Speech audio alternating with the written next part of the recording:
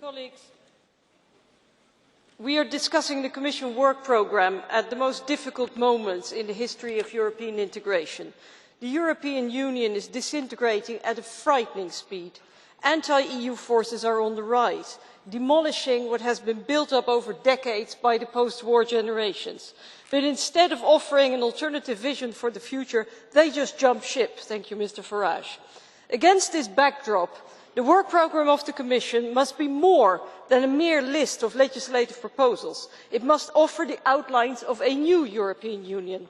Because the knee-jerk reflex to the current anti-EU mood is to weaken Europe even further, assuming that if we scrap a few more directives, people will suddenly embrace the European project. But that is a dramatic mistake. People's existential anxieties will not be addressed by eliminating rules on vacuum cleaners or the curve of cucumbers. People are anxious and insecure because in just a few decades the world has changed beyond recognition.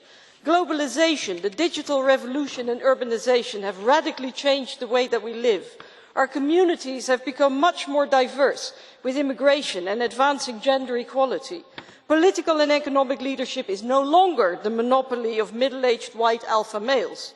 Agriculture and industry have been overtaken by the knowledge economy.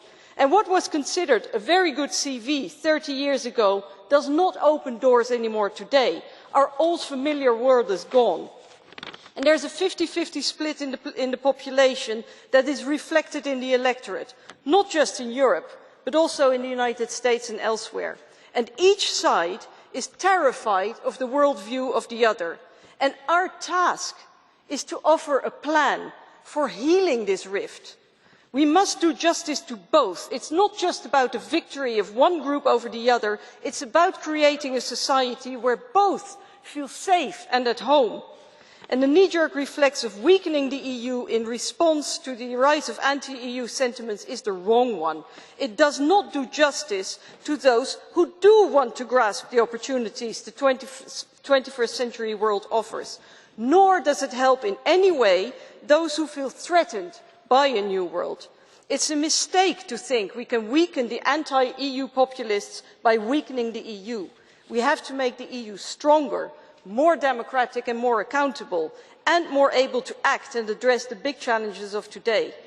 The European Parliament and the European Commission, by and large, have understood this, but the national governments are tearing the European Union apart, like a bunch of political hooligans, using Europe like a punchbag, and this must stop. And I call on all national politicians, stop Europe bashing, stop the blame game, stop the lies. Take your responsibility for Europe.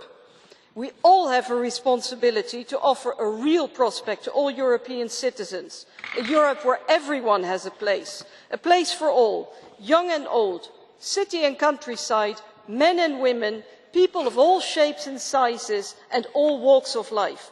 And that must be the message of the Commission work programme. Thank you.